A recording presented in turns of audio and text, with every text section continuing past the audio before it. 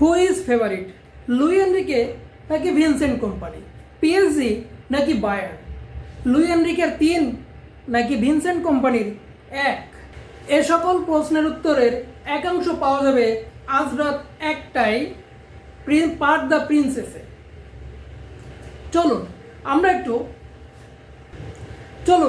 একটু position wise squad নিয়ে কথা বলি। আপনারা দেখতে পাচ্ছেন আমাদের পিএসজির যে লাইন আপ, প্রথমে পিএসজি লাইন আপ নিয়ে কথা বলি। আমরা জানি গোলরক্ষক হিসেবে সাপোনভের উপরেই আসলে ভরসাটা লুই এনরিকে রাখবেন, কারণ এই সিজনে তিনি তাদের বেস্ট গোলকিপার এবং নাম্বার 1 গোলকিপার। এরপরে আমরা জানি যে লেফট ব্যাকে নুনো মেন্ডেস, আসলে তার কথা না বললেই নয়, তিনি কিন্তু অসাধারণ একজন লেফট ব্যাক এবং এই চ্যাম্পিয়ন লিগ তো বটেই, লিগ অনেরও অন অফ দ্য বেস্ট এবং সবার সেরাই বলা যায়। এরপরে রাইট ব্যাকে থাকবেন হাকিমি, আশরাফ হাকিমি। এরপরে আমাদের 2 সেন্টার ব্যাক হিসেবে খেলবেন মার্কিনিওস ও পাচো।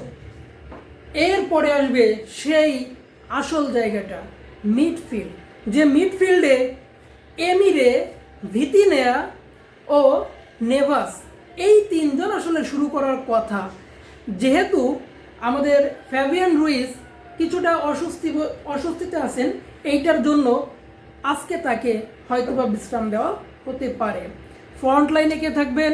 ফ্রন্ট লাইনে থাকবেন আমার, মাঝখানে থাকবেন ডেমবেলে, ডান পাশে কে থাকবেন? দুয়ে, আর বাম পাশে কাভারেজকেলিয়া। বলেন তো এই ফ্রন্ট লাইনকে কে আটকাবে? চলুন আমরা দেখে নিই বায়ার্নের সেই স্কোয়াডটা যারা এই ফ্রন্ট লাইনকে আটকাতে পারে। গোলরক্ষক হিসেবে কে থাকবেন?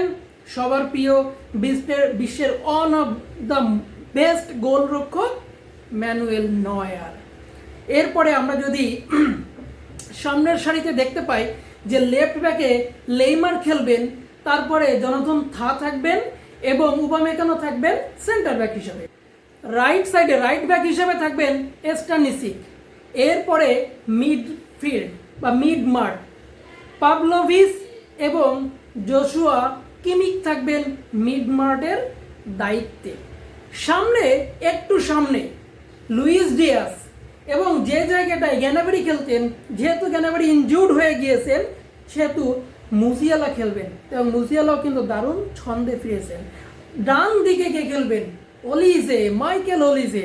তার কথা কিন্তু আসলে না বললেই নয়, তিনি ফ্রান্সের ফুটবলার, ফ্রান্সেরই একটা ক্লাব, নাম্বার 1 ক্লাবের সঙ্গেই তাকে আজকে মোকাবেলা করতে হবে। এবং সবার সামনেই থাকবেন আমাদের হ্যারি কেন। আপনারা জানেন যে Luis Diaz, Harry Kane, Michael Olise, এই 3 জন মিলে এই মৌসুমে 86টা গোল করে ফেলেছেন। তার মানে এই ফ্রন্ট লাইনকে কে সামলাবে? নুনো মেন্ডেস, তারপরে কে? পাচো, মার্কিনিওস আর আশরাফ হাকিমি, এই 4 জন মিলে সামলাবে। আবার ডেমবেলে, দুয়ে, কাভারেজকেলিয়া, এদেরকে কে সামলাবে? এদেরকে সামলাবে লেইমার, জনাথন থা, উপামেকানো আর স্টানিসিক। তাহলে দেখেন ফ্রন্ট লাইন 2 জনেরাই সমানে সমান। এই 2 দলের আক্রমণ হবে, কিন্তু কেউ কাউকে এক চুলও ছাড় দিবে না। মিড মাঠে তো তারা সমানে সমান। তাহলে এই ম্যাচের আসল পার্থক্যটা গড়ে দিবে ডিফেন্সে। যে দল যত বেশি সলিড ডিফেন্স দিতে পারবে সেই দলই চলে যাবে ফাইনালে। মনে রাখবেন, পার্ক দ্য প্রিন্সেস বা অ্যালিনেজ এরিনা কেউ কাউকে এক চুলো ছাড় দেবে না, যতই তাদের ঘরের মাঠ হোক না কেন।